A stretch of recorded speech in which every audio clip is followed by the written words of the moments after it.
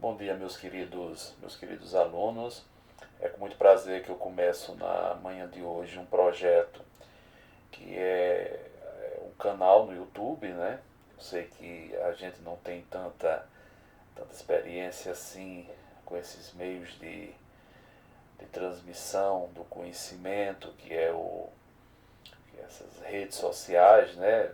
O canal do YouTube especificamente, mas nós estamos iniciando esse projeto, que é um projeto diante dessa situação da pandemia, né, que nós estamos vivendo, de uma forma que a gente consiga transmitir para vocês o conhecimento da melhor forma possível. Tá?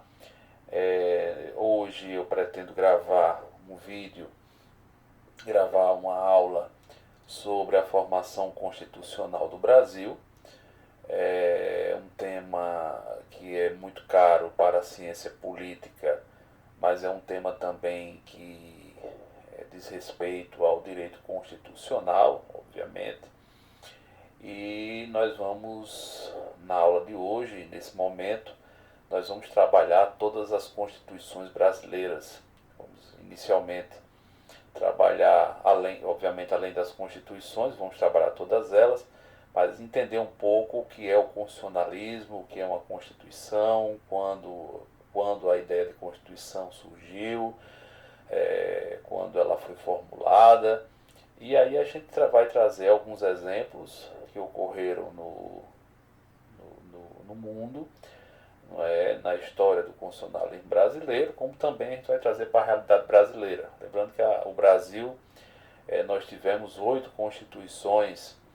A primeira delas foi a Constituição de 1824, é uma Constituição que foi outorgada, depois eu vou explicar mais na frente como é que se processou isso.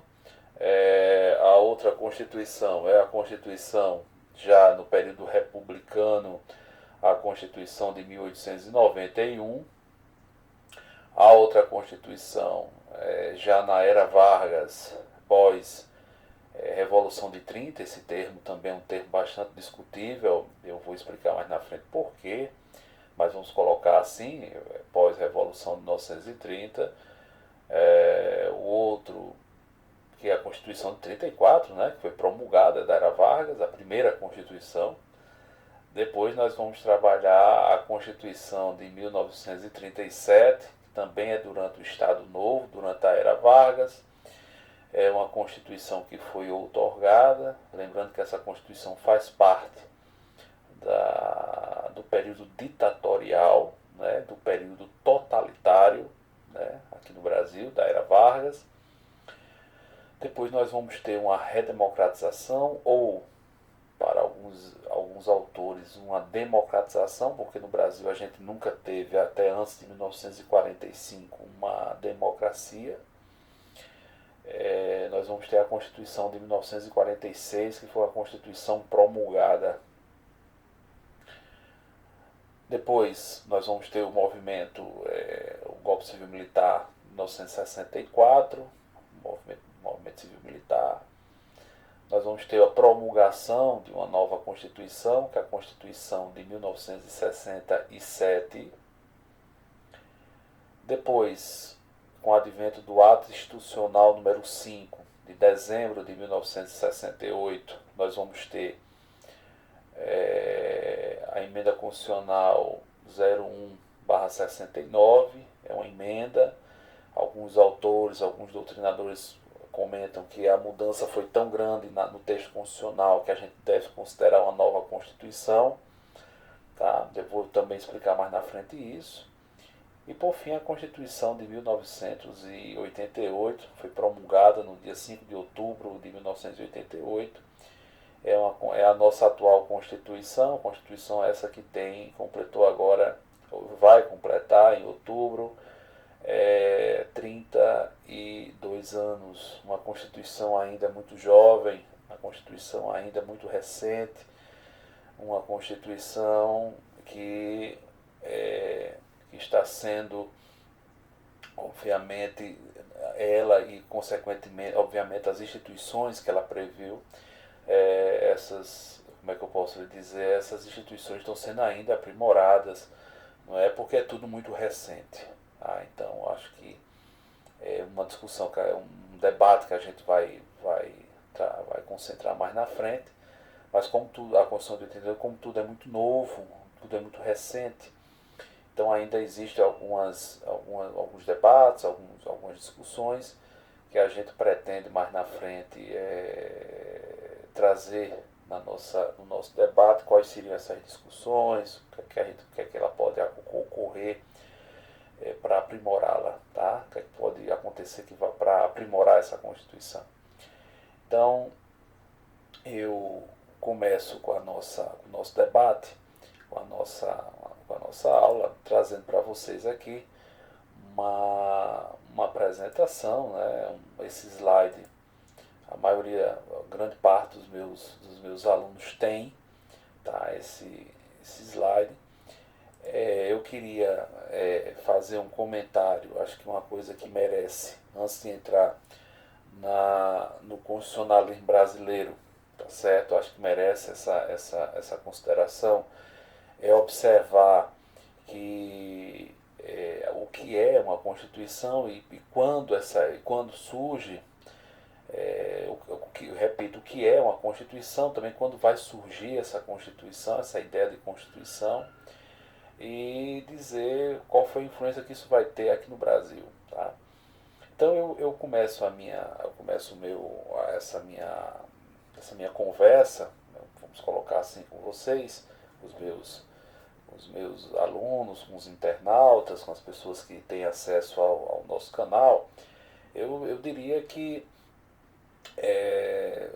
o constitucionalismo ele vai surgir, não é, já no século XIII, em 1215, com a Constituição do João Sem Terra. Tá? Quer dizer, é o primeiro momento, digamos assim, na Idade Moderna, onde você vai ter uma ideia, e aí trazendo um conceito mais não tão técnico de Constituição, não tão erudito de Constituição, mas porque esse canal também é visto por pessoas que entendem o métier, que entendem as pessoas que têm uma certa familiaridade com o direito constitucional, mas também, eu acredito, pessoas também que não vão ter uma certa familiaridade, não tem tanta familiaridade com o direito constitucional, então eu vou tentar falar aqui de uma maneira mais objetiva, não tão acadêmica, né?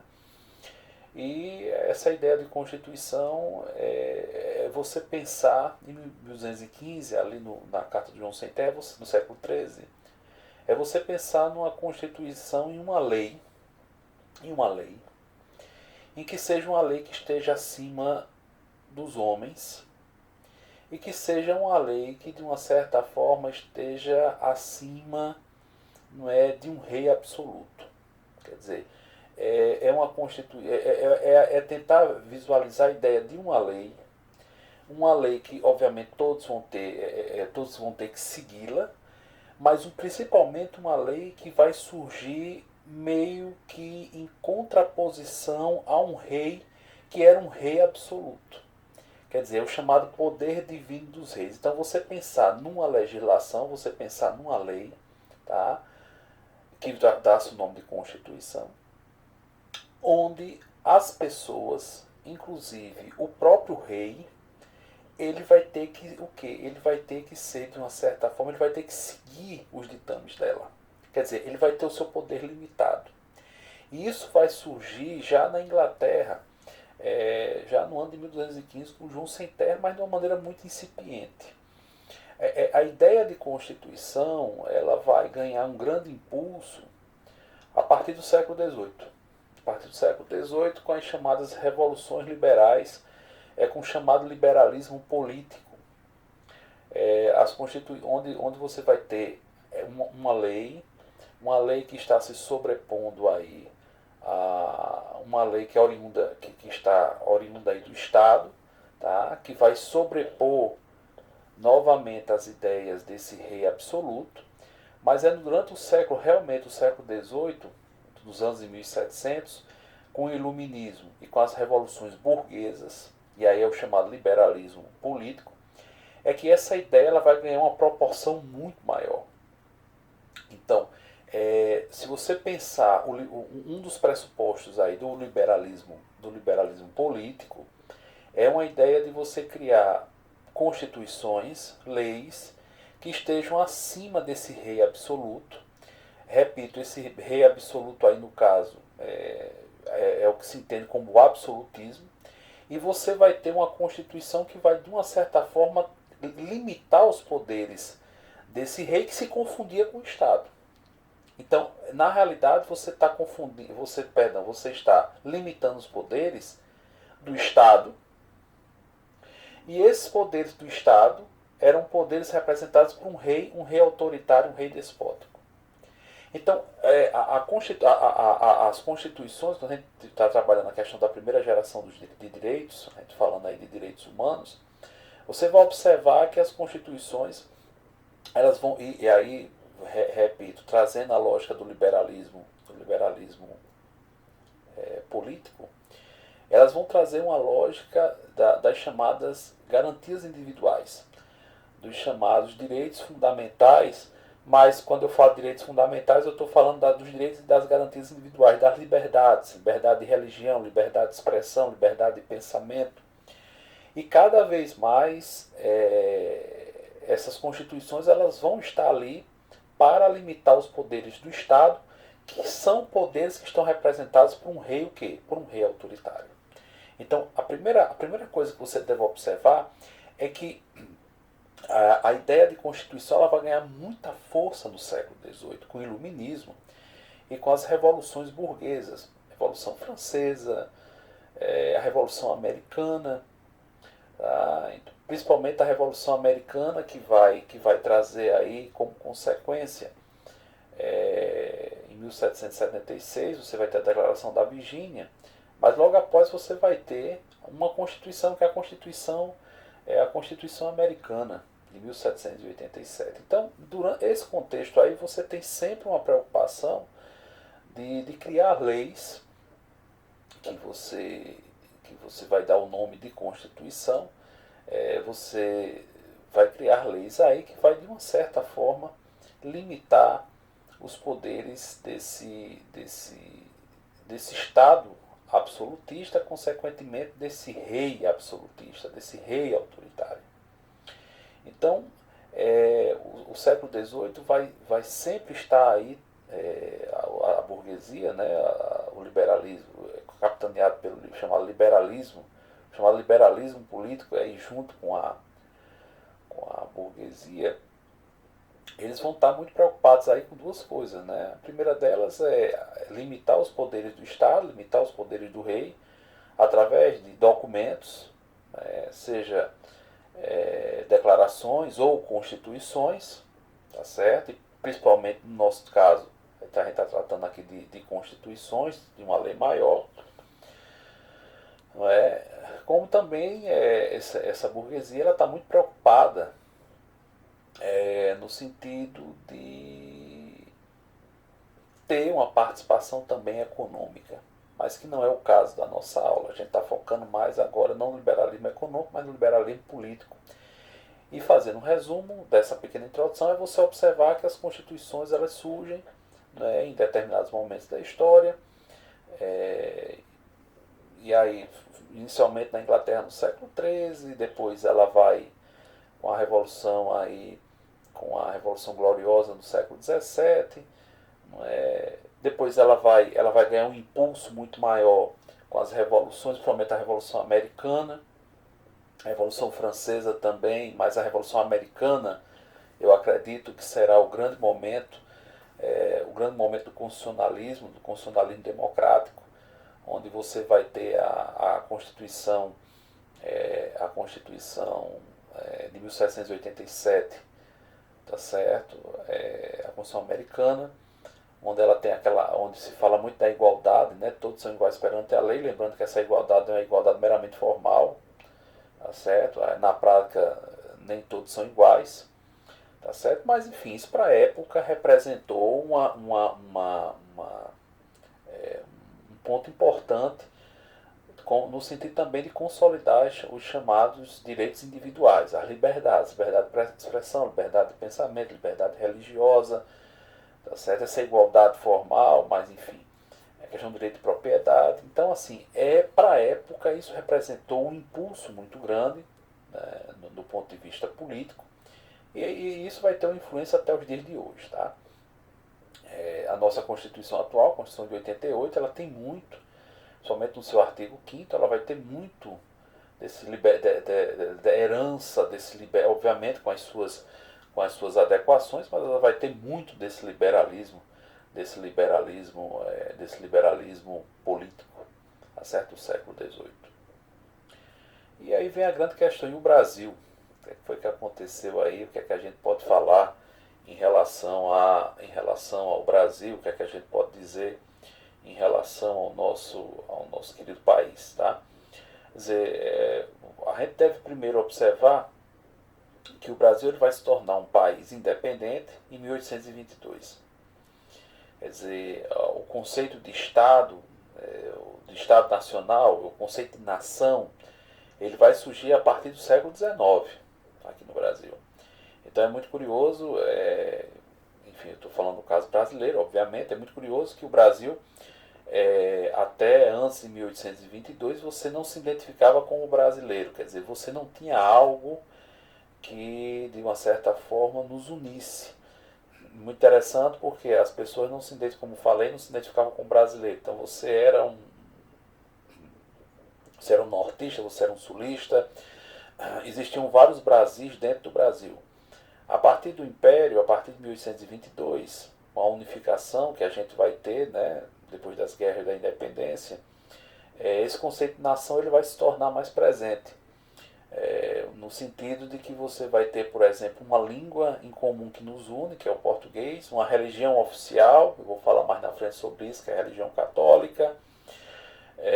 Você vai ter um império, você vai ter a figura do imperador, que vai também que é uma figura que vai unir as elites brasileiras em torno de um projeto, tá certo? De um projeto aí, de um projeto político, um projeto de poder. Então, o conceito de nação ele vai surgir aí no século XIX, a partir de 1822. Mas, obviamente, que essa nação brasileira ela não vai surgir do acaso, né? Ela não surge assim. Eu acho muito interessante que, às vezes, a gente que não conhece, não conhece tanto assim da história, às vezes a gente acha que, as pessoas, no caso, acham que as coisas acontecem assim como num passe de mágicas, né? Quer dizer que no dia 7 de setembro, Dom Pedro I teve aquele gesto, né? O gesto da independência do Brasil, que a gente se tornou independente ali. Mas, enfim, a história ela é um processo e como e nada acontece isoladamente. Você não, essa questão de você só observar o fato isolado, isso é um erro muito grande, porque nada acontece de repente e nada acontece por acaso. Tá? Então, na realidade, o que a gente entende como independência do Brasil vai surgir aí no ano de 1808. Em 1808, você vai ter aí as chamadas disputas napoleônicas, né? O Napoleão Bonaparte, que vinha, que era um francês. O Napoleão Bonaparte ele tinha um projeto bem interessante de domínio, né, de hegemonia da França no mundo, e vinha em guerra, né, contra várias potências aí no mundo. E pela frente ele vai encontrar um grande adversário, que é a Inglaterra.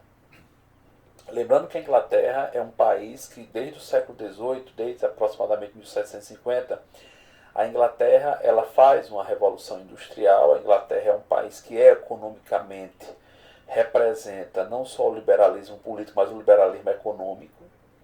Tá? Quer dizer, as ideias isso é uma coisa que a gente vai falar mais na frente, mas as ideias do Adam Smith com a riqueza das nações, a questão do mérito, a questão desse individualismo. No caso, você vai ter isso muito forte, né? O laissez-faire, deixa fazer, deixa passar, o liberalismo, né, o capital. Então isso vai ser muito forte na Inglaterra. E a Inglaterra desponta no século XVIII e no início do XIX como uma potência hegemônica que vai entrar em conflito com o Napoleão Bonaparte.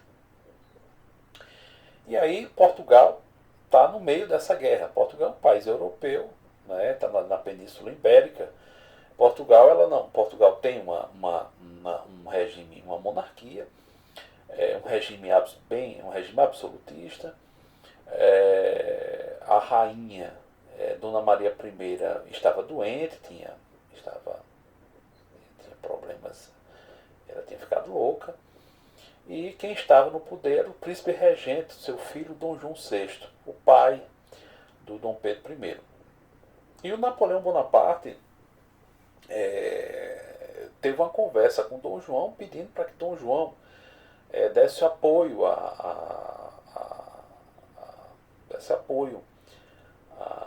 à França nos seus propósitos, né, nos seus propósitos, digamos assim, de ter esse domínio essa hegemonia na Europa e no mundo. E o Dom João pensou bastante e disse, bem, a coisa está bem interessante, mas eu preciso saber, vocês estão contra quem essa guerra? Ele disse, olha, é contra a Inglaterra.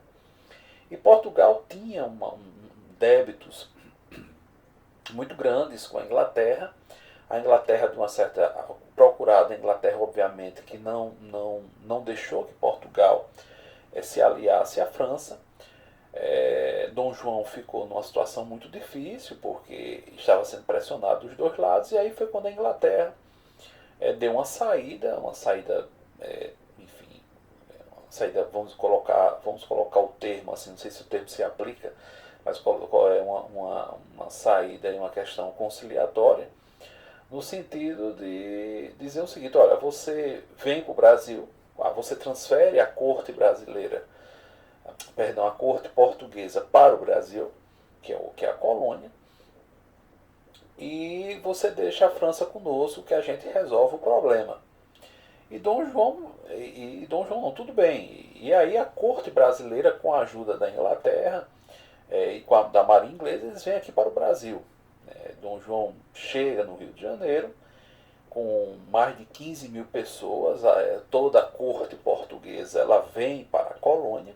E aí você tem um fato muito curioso, porque você vai ter uma inversão do chamado Pacto Colonial.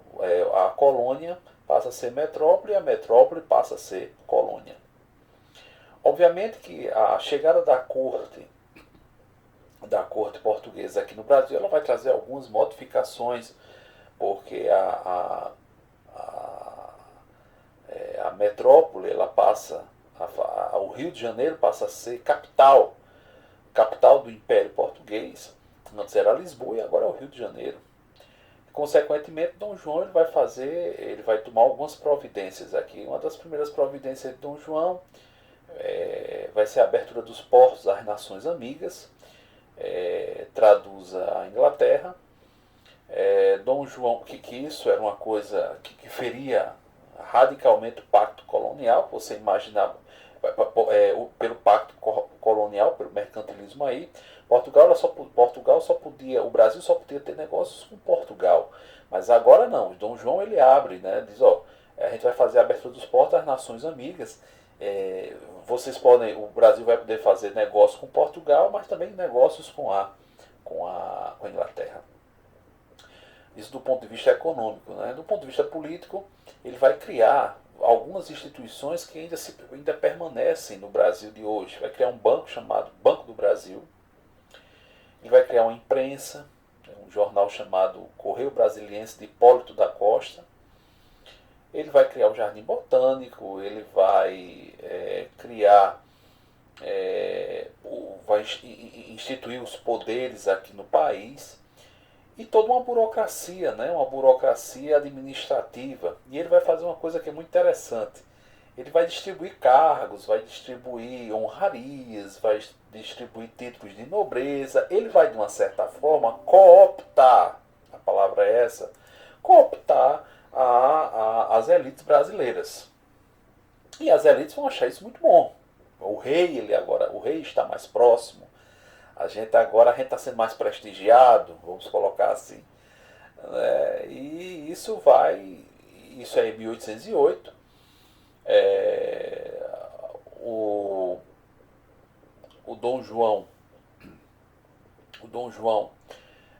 a partir de 1815, vai transformar o Brasil de Reino Unido, vai se chamar o Brasil agora Reino Unido de Brasil e Algarves.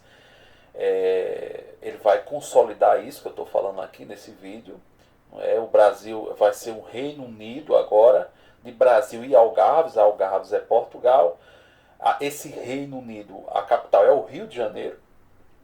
Tá? Então, assim, eu não sei se vocês estão observando, mas assim, um prenúncio de uma independência, tá certo? Está ocorrendo aqui no Brasil. Por mais que a corte portuguesa esteja aqui, mas meio que o Brasil não é mais aquela colônia, tá certo? A metrópole portuguesa está aqui no Brasil. O Rio de Janeiro é a capital é a capital do Império Português. Então, as instituições estão sendo criadas, há uma dinâmica social, há uma dinâmica política, uma cooptação política das elites. Então, assim, você tem uma dinâmica que não condiz mais com aquele antigo pacto colonial, tá certo, do século XVI, do século XVII, do século XVIII. Então, há uma mudança social, política e econômica no país.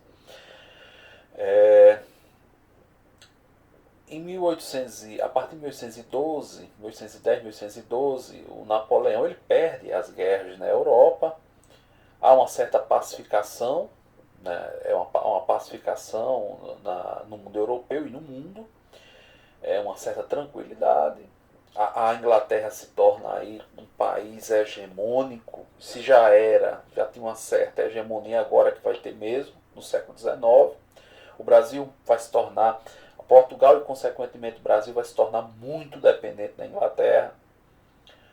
Mas em 1820, Dom João ele volta para Portugal. A mãe dele já tinha falecido aqui no Brasil, Dona Maria I. E Dom João volta para Portugal, mas deixa aqui o seu filho, o Dom Pedro I, como príncipe regente. Ele volta para Portugal, mas deixa, digamos assim, o seu filho aqui administrando, entre aspas, a colônia brasileira. Como eu falei, já não era, a gente não podia considerar mais, do ponto de vista social, político e econômico, o Brasil como uma colônia, porque você já está tendo uma dinâmica aí, que é uma dinâmica que não é mais aquela dinâmica do chamado pacto colonial. Há uma dinâmica política, social e econômica. E aí, em 1822, em janeiro, o Dom Pedro I é convocado para voltar também para Portugal. Só que as elites brasileiras elas fazem algumas perguntas bem interessantes. A primeira pergunta é: se ele vai voltar, então quer dizer que a gente vai perder nossos privilégios, o Brasil vai se tornar colônia novamente. Então, meio que o Dom Pedro I ele é pressionado pelas elites brasileiras a ficar. Ele fica aqui no Brasil e ele, em 1822, ele vai fazer a chamada independência com o apoio das elites, principalmente das elites do Rio de Janeiro, da burocracia do Rio de Janeiro que eu falei agora há pouco. Pessoal que se beneficiou muito com a vinda da família real aqui, e é um pessoal que não queria perder seus privilégios. Então o Dom Pedro I, aliado a esse pessoal, não é? Ele vai fazer a chamada independência do Brasil. E aí você vai ter a necessidade, como eu já falei, é o Estado Nacional, a nação brasileira que está surgindo. Você vai ter a necessidade de ter uma Constituição. E aí o José Bonifácio, o chamado patriarca da independência, o José Bonifácio ele vai liderar aí um movimento. Era um homem liberal, que ele tinha dentro de si as chamadas, as ideias liberais, ele tinha essa concepção do liberalismo político, tá? E aí o José Bonifácio, ele vai fazer, ele vai tentar levar a cabo um projeto de constituição. Então, vai ser convocado uma Assembleia Constituinte, com deputados, né, com parlamentares, enfim, e essa Assembleia Constituinte ela vai tentar fazer aí o que seria um projeto, né, de constituição. Só que o Dom Pedro I, quando ele vê esse movimento, Dom Pedro I era absolutista, Dom Pedro I ele não tinha essa concepção do liberalismo político dentro dele. E aí o Dom Pedro I vai dizer, não, olha, eu não quero, essa Constituição vai estar limitando os meus poderes. Veja aquela lógica que eu tinha conversado com vocês no início desse nosso debate, dessa nossa conversa, aquela lógica de você ter uma Constituição, o documento que vai limitar os poderes do rei, que vai, consequentemente, esse rei que representava o Estado, enfim. E o Dom Pedro I ele vai visualizar isso. O Dom Pedro I vai dizer, olha, essa Constituição aí, ela está sendo uma Constituição que vai limitar os meus poderes. Ele colocar isso de uma maneira bem clara. E é uma Constituição que vai realmente limitar os seus poderes. Então ele vai dizer, então vamos fazer aqui um acordo. Ele chama as elites e vai dizer, olha, nós vamos fazer um documento em que todos vão sair ganhando. Da seguinte forma, do ponto de vista do império, da figura do imperador, nós vamos criar um poder chamado poder moderador, onde na realidade nós vamos ter os três poderes na concepção clássica de Montesquieu do século XVIII, do espírito das leis. Questão de separação, fazendo um parênteses aqui, a questão da separação dos poderes é um outro fator de limitação dos poderes do liberalismo. Tá? Mas isso é uma coisa que quando a gente for trabalhar nas nossas próximas conversas sobre liberalismo econômico e político, eu vou trabalhar a questão dos poderes. Mas ele vai dizer, nós vamos ter os três poderes clássicos, legislativo, executivo e judiciário, mas a gente vai criar também um poder chamado poder moderador, onde se você tiver alguma disputa política, uma disputa entre os poderes, o imperador ele vai chegar lá para moderar. Ele vai chegar ali para ser uma terceira pessoa, uma pessoa que vai ali ser tipo juiz, um magistrado. Tá? Veja que o Dom Pedro I ele não quer ser só uma figura decorativa. E aí, por outro lado, ele vai chegar para as elites e vai dizer, olha, a gente vai fazer algumas coisas aqui. A gente vai trazer o voto censitário, que é um voto de acordo com a renda. A Igreja Católica, que é uma aliada. Eu vou explicar mais na frente o porquê. A gente vai dar uma liberdade religiosa, mas só para a Igreja Católica. Né? E a Igreja vai ser uma grande aliada desse processo político. Então, assim, ele vai fazer, o Dom Pedro I, na realidade, ele vai levar a cabo um projeto de constituição, mas um projeto autoritário, e que, na realidade, ele vai fazer um projeto que vai atender os interesses dele e os interesses da elite. Vamos ver as principais características aí dessa Constituição, que é a primeira Constituição brasileira, de 1824. É muito interessante que tudo isso que eu estou conversando com vocês gerou uma revolta no Brasil, principalmente no Nordeste. Quem tiver interesse aí, quem gosta muito de história, pode estudar aí um tema chamado Confederação do Equador, que foi uma revolta que ocorreu aqui no Nordeste em 1824, que tem tudo a ver com a forma como foi tratada pelo governo e pelas elites, como foi tratado essa questão da nossa primeira Constituição. Tá? Então vamos para as principais características da Constituição de 1824. É uma Constituição onde você é uma coisa é, óbvia que eu vou falar aqui, mas é importante. Você vai ter uma dinastia imperante, né? Aqui no Brasil você vai ter diferentemente do continente americano, da América Latina, você vai ter um império. É o chamado Império entre Repúblicas, né? Então você vai ter uma dinastia de Dom Pedro I e Dom Pedro II, que são defensores perpétuos do Brasil. Você vai ter uma religião oficial, que é a religião católica. Eu acho que esse ponto ele merece uma maior reflexão sobre a questão da religião oficial, a religião oficial católica, porque é muito interessante o papel da igreja.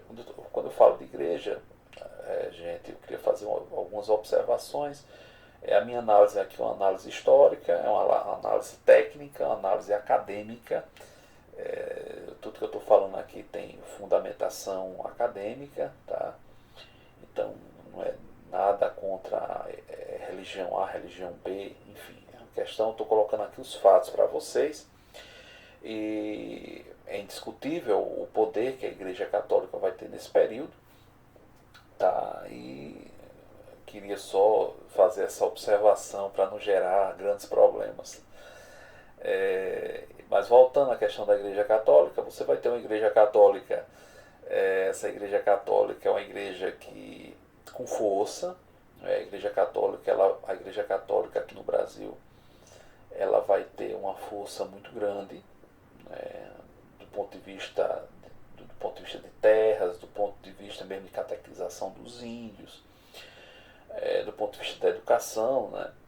E as elites e o governo, ele enxergou isso. E aí ele vai dizer, ó, a igreja vai ser uma aliada nossa, a gente vai dizer, a religião do Brasil vai ser uma religião católica, o Brasil não vai ser um país laico. Isso fere um dos princípios da liberdade, né, dos direitos individuais, que é a liberdade de religião. Você vai ter aqui no Brasil já uma religião oficial, que é a religião católica. E é muito interessante que essa Constituição ela vai trazer dois instrumentos jurídicos bem importantes. O primeiro deles é o padroado, onde a Igreja Católica ela vai ter não só um papel no sentido de missa, né, de rezar a missa em si, mas a Igreja Católica ela vai ser uma aliada do governo do ponto de vista político. Por exemplo, do ponto de vista, por exemplo, de nascimentos. Num determinado período aqui da história, as igrejas você vai ter o chamado, ainda hoje tem, mas naquela época tinha uma outra conotação, tinha mais força, a questão do batistério. Então as pessoas eram batizadas e aquilo se via como uma certidão de nascimento. Os padres faziam escrituras de terra. As eleições eram feitas dentro das igrejas, eram os chamados eleitores de paróquia. Então o padre, a figura do padre era uma figura muito forte, não só do ponto de vista religioso, do ponto de vista acadêmico, né? Lembrando que o padre é aquela figura culta naquela cidade, o padre é o homem que fala latim, é o homem que tem uma liderança naquela comunidade, mas o padre também, a igreja, ela vai ser uma aliada, a igreja vai ser uma grande aliada no sentido, do ponto de vista administrativo e político do Império. Para vocês terem uma ideia, em 1872 foi realizado aqui no Brasil o recenseamento geral do Império, foi o primeiro censo realizado aqui no Brasil, né, contagem de pessoas, e a igreja ela teve um papel fundamental nessa época, tá? Então os padres, as paróquias, elas tiveram um papel fundamental durante esse período. Quando a gente fala de igreja também, é observar que você vai ter um outro instrumento jurídico, que é a questão do beneplácito. Qualquer documento papal, que nós chamamos de bula, ela só teria validade no território brasileiro com o beneplácito, ou seja, com a autorização do imperador. Como a igreja sempre foi aliada do Estado, isso não teve grandes problemas, mas na segunda metade do século XIX, você vai ter uma bula chamada Bula Syllabus. Essa bula ela proibia os maçons de participarem das entidades, de entrar nas igrejas, de participar de entidades religiosas. Enfim, 2 arcebispos, né, o de Olinda e de Belém do Pará, resolveram seguir a orientação do Papa e resolveram proibir a entrada de maçons, né, nas suas paróquias. O Dom Pedro II ele não tinha dado autorização para essa bula ter vigência aqui no Brasil. Esses dois esses dois arcebispos, resolveram seguir a orientação do Papa. Dom Pedro II sentiu a sua autoridade, digamos assim, desrespeitada, e ele puniu os 2 arcebispos com trabalhos forçados. Tá? Isso gerou um grande problema, a chamada questão religiosa. A partir de 1870, esse problema perdurou durante 5 anos e foi resolvido aí já quando o Duque de Caxias era o primeiro-ministro. Mas isso gerou um problema, gerou um cisma entre a igreja e o Estado, tá? Mas para vocês observarem, eu estou fazendo toda essa introdução, estou fazendo toda essa observação para vocês observarem a importância que a igreja tinha durante esse período, tá, gente? Então a igreja ela vai ter aí repito, não só essa função da missa, né, a função religiosa, mas ela vai ter uma função política, social muito forte, certo?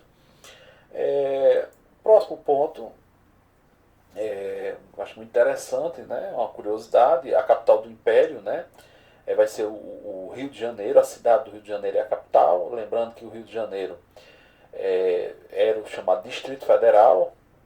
O ato adicional número 16 de 1834 criou a figura do município neutro.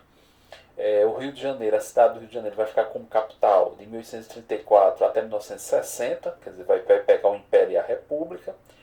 E no dia 21 de abril, que vai ser agora na próxima terça-feira, de 1960, quer dizer, Brasília está completando 60 anos, né?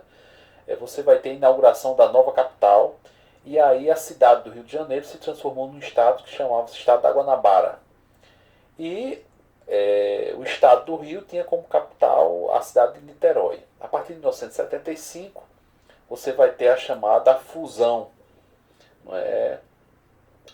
A fusão, você vai ter a união do estado da Guanabara com o estado do Rio. Lembrando que o estado do Rio a capital era a cidade de Niterói. E com essa fusão, você vai ter aí a criação do estado do Rio como ele é hoje, né? Você vai ter o estado do Rio como ele é hoje.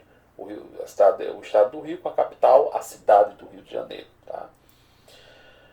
Outra característica que eu queria frisar, organização dos poderes. Eu já falei isso aqui, mas eu quero trabalhar aqui com mais tranquilidade, a questão do poder moderador. Esse poder moderador ele foi eu particularmente eu não conheço, enfim, da forma como foi colocado aqui, não sei se outro país tinha, além dos 3, tinha essa figura realmente na Constituição desse poder moderador. Mas o poder moderador foi algo assim meio esdrúxulo dentro do nosso constitucionalismo. A gente vinha no mundo de uma tradição, como eu falei, na tradição liberal, no liberalismo político, e aí aqui a gente vai ter meio que um remendo, um puxadinho, vamos colocar assim, onde você vai ter aí como é que eu posso dizer, você vai ter uma saída para se manter o absolutismo aqui no Brasil. Na realidade, o poder moderador era a manutenção do absolutismo. Então, essa história do Dom Pedro I e Dom Pedro II serem figuras que estão ali para conciliar no momento de crise, não. Eles tinham realmente um grande poder. Eu vou citar alguns exemplos aqui para vocês. Um exemplo, os senadores nessa época, os senadores eram vitalícios. Então, as províncias, os estados chamavam-se províncias, as províncias, elas elegiam, e as elites, consequentemente, porque eu já vou falar da questão do voto, mas havia uma pequena participação pequena participação eleitoral. As elites elegiam 3 senadores, elegiam 3 pessoas, era só para uma vaga, obviamente, e a última palavra era dada pelo imperador. O imperador, que dos 3 ele nomeava uma pessoa para ser senador. Então ele tinha interferência, por exemplo, na composição do Senado. Uma outra questão muito interessante era o chamado perdão para a pena de morte. Aqui no Brasil, durante o Império, você vai ter pena de morte. Obviamente, hoje você tem pena de morte, não tem pena de morte do Brasil, que está inserida nas penas cruéis, salvo em caso de guerra declarada, está no artigo 5º da nossa Constituição. Não é? A proibição de penas cruéis. Isso, inclusive, é uma cláusula pétrea, artigo 60, os direitos individuais é uma cláusula pétrea, artigo 60, parágrafo 4º da Constituição de 88. E, no caso, a pessoa condenada à morte, ela poderia, em última instância, pedir o perdão ao imperador. E isso ocorreu, num caso célebre aqui no Brasil, que foi a chamada... o episódio da Fera de Macabu, né, do José da Mota Coqueiro, que era um nobre, que foi envolvido aí numa questão de terras, num assassinato de uma família. Depois descobriu-se que ele era inocente, ele foi enforcado, mas ele, em última instância, pediu o perdão ao imperador, que foi negado. Aí ele acabou sendo enforcado, depois descobriu-se que ele era inocente, mas enfim, essa é uma outra história. Mas assim, o imperador ele tinha uma força muito grande. Tá? Do ponto de vista econômico também, quem quiser saber um pouco mais sobre isso, veja aí a questão do Mauá, tá? A relação que Mauá tinha com o imperador e com o império, consequentemente. Então, assim, não era uma figura decorativa, não era uma figura tão somente representativa. Tá? Então, é uma coisa que chama a atenção, porque pelo poder moderador, o imperador ele vai ter muita força. E isso é uma coisa que vai destoar, de uma certa forma, do que vem acontecendo no mundo com a questão do liberalismo. Quando a gente fala do liberalismo, repito, liberalismo político. Tá? Uma outra questão que eu queria colocar para vocês as eleições para o legislativo eram indiretas, né? Enfim, inclusive a questão do Senado aí, que é uma coisa que me chama muita atenção. O voto era um voto censitário de acordo com a renda. Eu queria chamar a atenção para vocês, quando a gente fala de voto censitário, de acordo com a renda, e nessa época a renda ela era, digamos assim, o que mensurava a sua renda nessa época era a questão de terra. Então, você tinha que ter tantos hectares de terra para que você fosse eleitor, para votar e ser votado. Interessante que nessa época os analfabetos eles votam,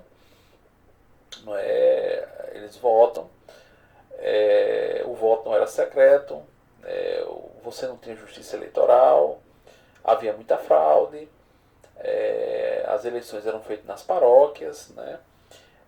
O Rui Barbosa, em 1881, vai fazer uma lei eleitoral que vai tirar os analfabetos, só vai ficar 0,8% aproximadamente da população vai votar, vai ter direito ao voto, mas isso dá um caráter muito elitista. Né? Eu tenho um livro de um autor que eu gosto muito, que é o José Murilo de Carvalho, Cidadania do Brasil, onde a gente sente, né, da questão, do ponto de vista dos direitos políticos, a gente sente no Império a participação popular, isso historicamente no Brasil, tá? Mas assim, no Império, essa questão do voto censitário, do voto de acordo com a renda, isso vai ser uma coisa muito forte. Isso é um demonstrativo de uma profunda exclusão social. Quer dizer, só votar quem tem dinheiro, tá certo? Então, isso é uma coisa assim, isso dá um caráter, isso é um demonstrativo de como a gente vai ter uma Constituição que tem um viés, uma Constituição que vai ter um viés aí, como é que eu posso dizer, um viés elitista. Tá? Uma outra questão também que eu quero trabalhar com vocês, que essa Constituição é uma Constituição semi-rígida, é uma Constituição de acordo com o artigo 178, uma Constituição que você tinha condições a alteração dela não era uma alteração tão complexa. Tá? É muito interessante porque eu gosto muito dessa. Não era tão complexo alterar essa Constituição, mas ela teve pouquíssimas alterações. Não, acredito que uma ou duas no máximo, enfim, teve poucas. Mas isso demonstra também qual era o interesse. Por exemplo, você tem uma participação, as pessoas participavam do processo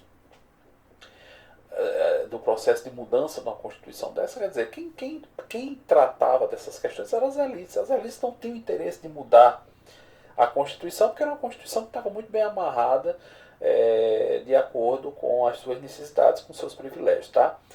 Por fim, eu quero trazer fazer uma observação sobre a Constituição de 1824. Talvez seja, no meu humilde ponto de vista, uma das melhores não, mas talvez melhor. Todos os pontos são bons, mas de se trabalhar, mas eu diria que acho que o ponto chave dessa Constituição, que é a questão dos direitos sociais. Quer dizer, não se fala de direitos sociais nessa Constituição. Quando eu falo de direitos sociais, eu estou falando de educação, estou falando de saúde, estou falando de previdência, estou falando de seguridade social, e isso não estava na pauta do dia. Tá? A preocupação dessa Constituição, como eu falei, é a preocupação com a organização do Estado brasileiro. Uma outra questão importante, eu vou citar um exemplo aqui, a parte de educação, a parte de saúde, era muito ligada à igreja. Se você observar, em 1859, o Dom Pedro II ele fez uma visita às províncias do norte, foi a Alagoas, esteve ali em Paulo Afonso, esteve aqui em João Pessoa, chamava-se Paraíba do Norte, a cidade de João Pessoa, a capital. Paraíba do Norte tinha pouco mais de 25 mil habitantes. Esteve aqui, foi a Mamanguape também, enfim. E é muito interessante que quando você vê os relatórios da época, o Dom Pedro II ele visita algumas instituições aqui. E me chama a atenção que ele vai visitar aqui um hospital que ficava ali na Duque de Caxias, vizinha à Igreja da Misericórdia, que era o Hospital da Santa Casa de Misericórdia. E é muito curioso porque ele chega lá com a postura, olha, eu vou aqui entregar um donativo, eu vou entregar aqui uma ajuda, mas nunca é uma postura, digamos assim, uma relação do Estado com, digamos assim, com a área, com o hospital, com a área de saúde. Ele vai ali, quem administra é a igreja, né, a Santa Casa de Misericórdia, através da Igreja Católica, e ele vai ali mais para dar um donativo e dar uma ajuda. Então a igreja, nessa época, ela vai ter, do ponto de vista social, ela vai trabalhar muito a questão da educação, ela vai trabalhar muito a questão da saúde, ela vai trabalhar também a questão da morte, né? A questão dos cemitérios. Se você pegar no Rio de Janeiro mesmo, o cemitério de São João Batista, salvo me engano, em 1852, ele foi criado pela Santa Casa de Misericórdia. Aqui na Paraíba, o Senhor da Boa Sentença no século XIX, você vai ter uma união aí das ordens religiosas, dos franciscanos, dos beneditinos e dos carmelitas, né, para fazer o cemitério do Senhor da Boa Sentença. Então, assim, a igreja, ela tem do ponto de vista social, ela tem não só político, como eu falei anteriormente, administrativo, mas ela vai ter também uma função social muito interessante nesse período. Então ela vai ter uma representatividade, ela vai ter uma importância muito forte. Mas que, eu repito, a gente não pode falar de direitos sociais nessa Constituição, tá, gente? Eu termino a primeira Constituição, que é a Constituição de 1824. Eu quero agradecer muito a participação das pessoas que me ajudaram a fazer esse vídeo, né? Obviamente que a gente não consegue fazer, apesar da sua simplicidade, mas assim, por mais simples que seja um vídeo desse, requer todo tem que ter um certo preparativo. Mas eu queria realmente mandar agradecer a todos e agradecer também aos meus alunos, né, que sempre me incentivaram e me incentivam a fazer coisas novas, fazer coisas diferentes. E para mim sempre é um aprendizado. Quero agradecer a todos e vamos passar agora para o próximo vídeo, que é a Constituição de 1891. Tá? Então, muito obrigado a todos vocês. Obrigado.